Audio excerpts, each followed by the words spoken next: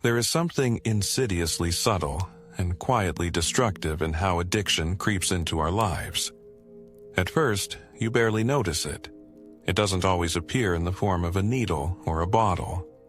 Sometimes it masquerades as scrolling through an Instagram feed for the 9th time in a minute. Sometimes it's an agonizing need for someone's message, just to feel some semblance of peace. And sometimes it's a second episode of a show, then a third, and then an entire season, and it all starts to feel terrifyingly normal, until one day it doesn't. At some point, you're no longer chasing ephemeral euphoria. You're desperately running from piercing pain. And the most tragic part is that most of us don't even realize where this pain comes from.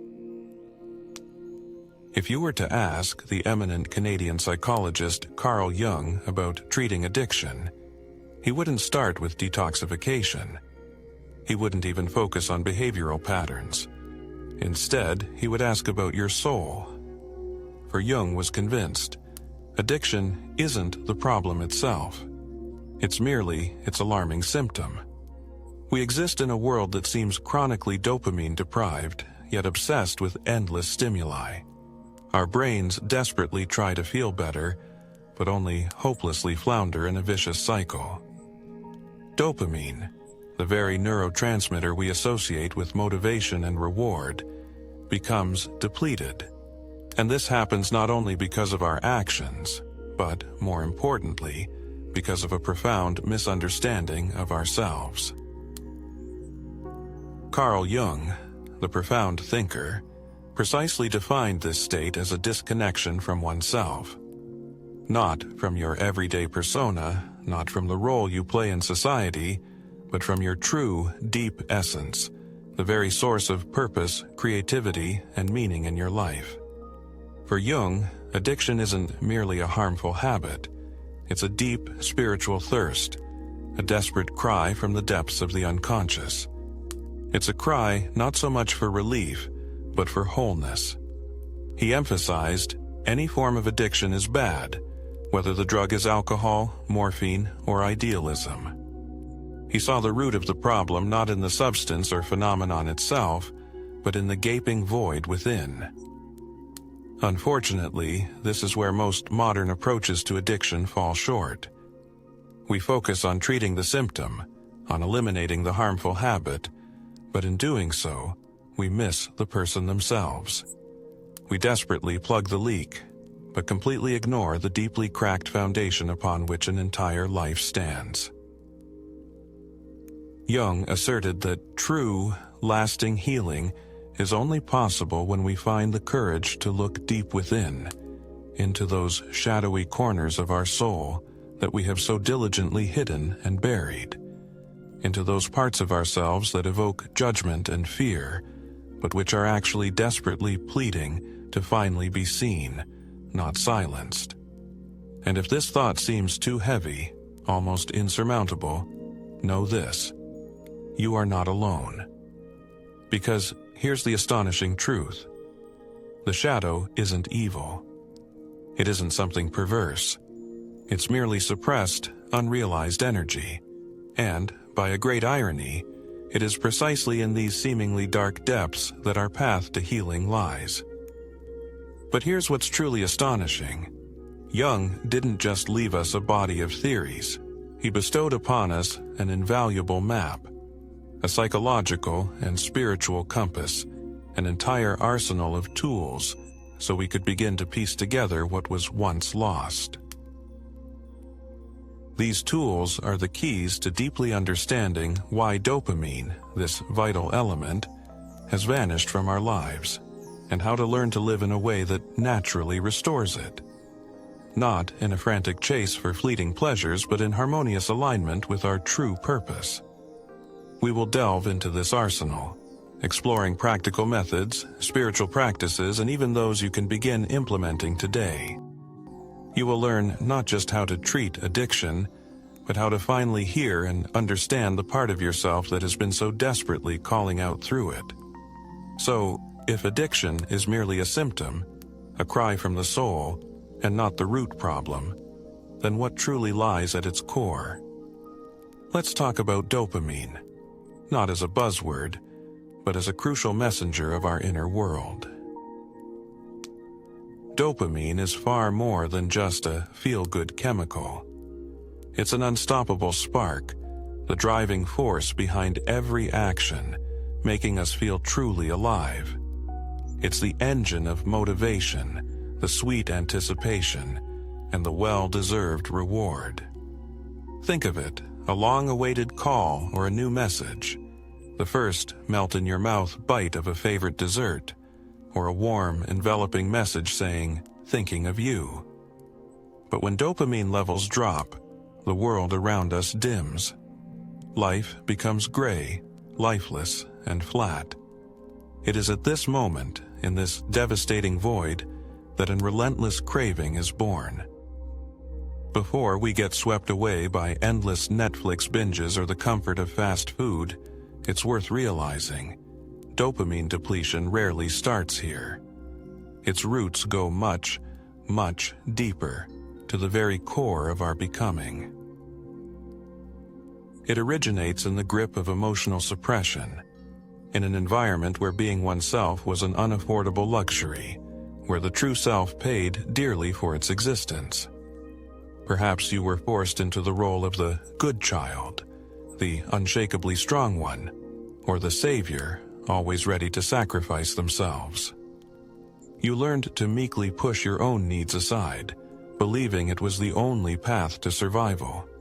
And with each such rejection, you sank deeper into alienation, losing connection with yourself. Carl Jung named this phenomenon psychic splitting. It's not just a metaphor. It's the literal burial of those parts of the soul that were rejected, deemed undesirable. And in their place, layer by layer, a carefully constructed persona is built. What happens when the brain confronts this chronic, agonizing disconnection? It desperately seeks salvation, any semblance of relief. Some rush into the arms of a bottle, some dissolve into another person, and some get lost in the flicker of a screen. But the essence isn't in the object of addiction itself. The essence lies in that elusive feeling they desperately try to recreate. A fleeting spark of meaning, an elusive sense of self-worth and sufficiency, even if only for a brief moment. Thus, we find ourselves not just in addiction, but trapped in a relentless, vicious cycle. A piercing inner void pushes us toward a dopamine crash, to an escape into avoidant behavior, which inevitably generates shame, and shame, in turn, only deepens this gaping emptiness. Carl Jung deeply understood. Healing the vicious cycle of suffering is not an act of willpower. It is a path to true integration. For, as he once sagely remarked, we do not become enlightened by imagining figures of light, but by making the darkness conscious. This means not turning away from the part of yourself that suffers, but bravely facing it. It means daring to ask yourself, what wound is this addiction trying to numb? And what part of myself did I leave behind, trying to survive? It is here that the depth of Jung's approach fundamentally diverges from conventional models. He didn't merely aim for your sobriety. His goal was your wholeness, your inner reunification. And this path to wholeness begins with deep awareness, from the moment we start to see recurring patterns not as our failures but as invaluable clues, like tiny smoke signals emanating from the depths of our unconscious, pointing the way home. This is why, for Jung, dreams were sacred, why symbols and archetypes held such colossal power. They were not just images, but living messages from those parts of ourselves we may have long forgotten. Within each of us still live the child, the rebel, the healer, the wounded one. And until we find a worthy place for them within ourselves, we will continue to desperately try to feel whole through what was never meant for our true completion. However, here's an encouraging truth.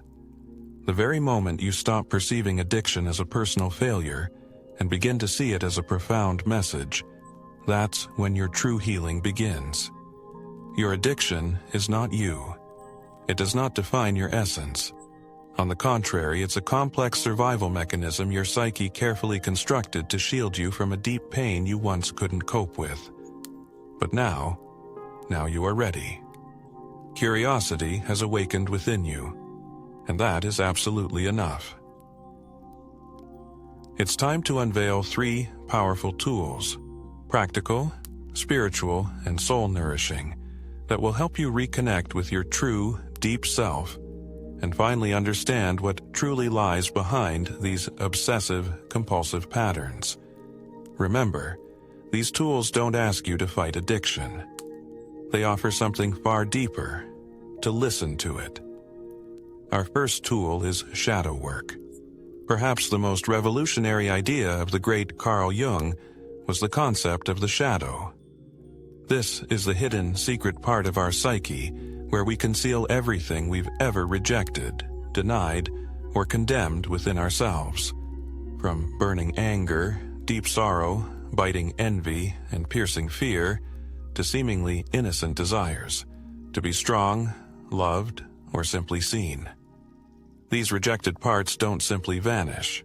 They merely retreat into the deep subconscious, only to then subtly but persistently seep into our lives through addictions, projections, and recurring behavioral patterns. Shadow work is a deep dive into the uncharted corners of your self, a process that allows you to bring to the surface what has been hidden in the depths of your subconscious. It's a courageous step towards yourself when you sit in silence and ask yourself piercing questions. What part of my soul have I locked away, deeming it unworthy or unacceptable? What truth am I stubbornly ignoring, even though I desperately need it for healing and growth? One of the most accessible and powerful ways to begin shadow work is through journaling. Try an unusual experiment. Ask yourself, for example, if my addiction could speak, what would it tell me? Open a page and allow the stream of thoughts to pour onto the paper without any judgment. Give a voice to those parts of yourself that usually remain silent.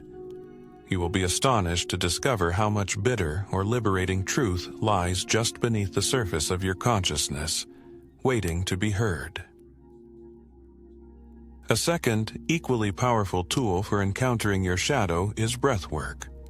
While Carl Jung, the great explorer of the unconscious, never taught them during his lifetime, it's safe to assume that today he would recognize them as one of the most direct and profound paths to connecting with the unconscious through our physical body. Breathwork is the art of using conscious rhythmic breathing to gently bypass the perpetually analyzing mind and access deeply stored emotional energy. Our breath is a truly unique bodily function. It simultaneously occurs on its own, automatically, and yet is entirely subject to our will. It is this duality that makes it an incredibly powerful portal, opening a direct path to the mysteries of our unconscious. When you immerse yourself in conscious breathing, especially using connected or cyclical patterns, you send a powerful signal to your nervous system, as if whispering, "It's okay, you can relax and let go." This inevitably leads to a deep release.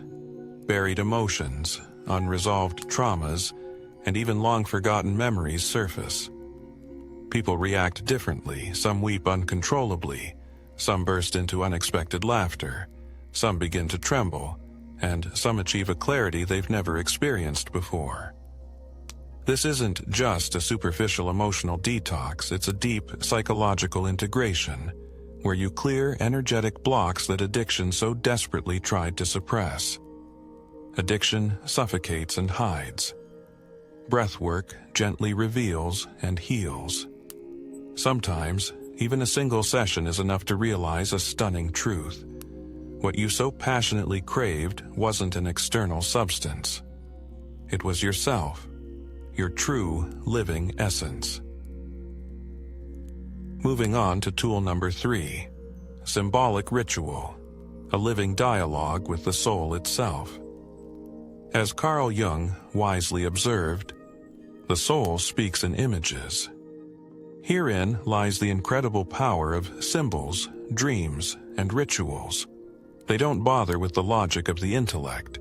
They penetrate directly into the unconscious, speaking its language. When addiction ensnares us, the problem isn't just about broken habits. Often, it's our inner world that has been brutally suppressed, ignored, and forgotten. Ritual, however, offers a sacred path to resume this lost dialogue. But we're not talking about a mindless, empty ceremony. We're talking about a deep, conscious act of true connection with yourself, with your essence. We invite you to immerse yourself in a powerful, deeply symbolic ritual, capable of initiating a process of inner cleansing and reunification. Find a secluded, quiet place where nothing will disturb you. Light a candle, its flame, an ancient symbol of purification and transformation, will be your silent companion. Sit before a mirror. Look directly into your own eyes.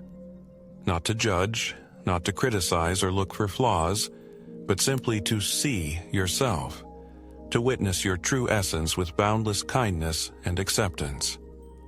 Take a deep breath, gather your courage, and say aloud, honestly and openly, I know I've been trying to run from something for a long time. Perhaps I don't fully understand what it is yet, but I am here, completely ready to listen and accept. Now, take a pen and paper. Write a letter to the part of yourself that is connected to the addiction. This shouldn't be a letter of judgment or shame. It's a letter of understanding, compassion, and a sincere desire to comprehend. Carefully fold your letter and place it next to the candle or directly beneath it. Allow the flame to illuminate it with its warmth and energy for 15 minutes. Throughout this time, breathe deeply, consciously, remaining fully in the present moment. This ritual isn't about fixing something broken, but about deep reunification. You are sending a powerful signal to your deep self, letting it know, you are no longer alone. I am here with you. And so, once we have acknowledged our inner shadows, met them face to face, and begun this path of reunification, it is time for true alchemy, a deep, comprehensive transformation. For healing from addiction is far more than simply giving up a habit. It is the birth of a new, more authentic self. It is a response to the call of the soul that addiction has so stubbornly tried to silence all this time. This is the path that the great Carl Jung called individuation. It is nothing less than becoming your whole self. Not perfect, not polished to a shine, but deeply integrated.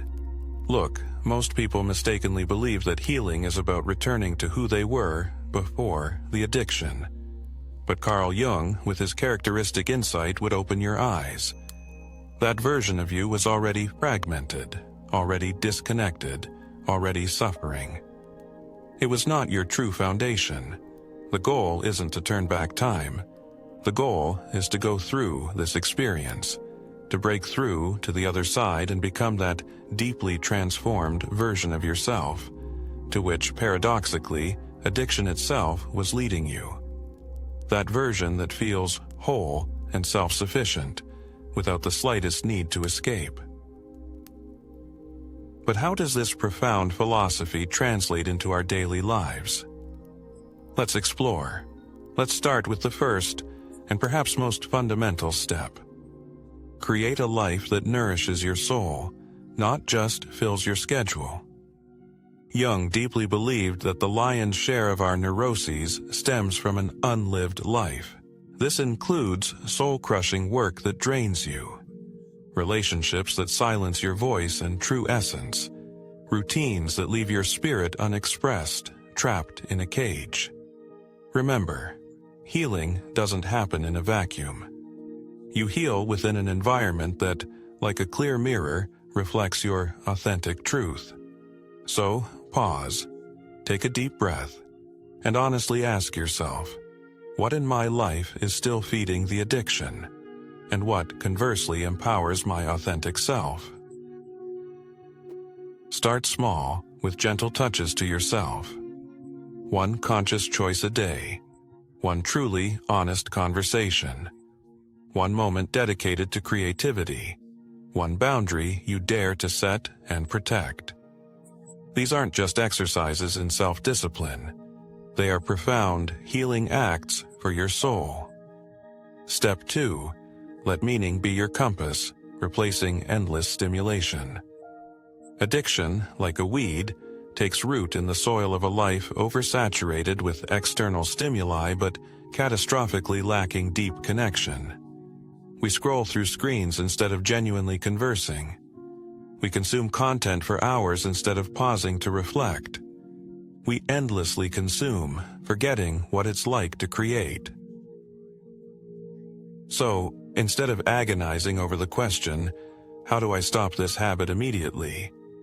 Take a deep breath and ask differently. What does my soul truly crave in this moment? What emotional or spiritual need is this craving trying to fulfill? Your task is to transform fleeting dopamine loops into deep, sustainable connections of meaning. This could be something as simple as allowing yourself to create, to draw or write, without fear of judgment or perfectionism.